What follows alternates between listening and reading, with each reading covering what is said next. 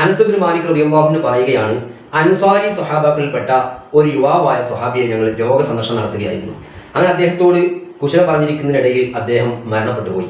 അപ്പോൾ ഞങ്ങളെല്ലാവരും അദ്ദേഹത്തിന്റെ കണ്ണടക്കുകയും അദ്ദേഹത്തിന്റെ ശരീരത്തിലെ മുഖത്തിലേക്കും വസ്ത്രം അതായത് പുതപ്പ് ഇടുകയും ചെയ്തു. എന്നിട്ട് ഞങ്ങളിൽപ്പെട്ട ചില ആളുകൾ ചെറുപ്പക്കാരന്റെ ഉമ്മയോട് പറഞ്ഞു, ഉമ്മ നിങ്ങൾ ക്ഷമിക്കണം, നിങ്ങൾ അല്ലാഹുവിൽ കൂലി ആഗ്രഹിക്കണം, നിങ്ങളെ മകൻ മരിച്ചു പോയിട്ടുണ്ട്.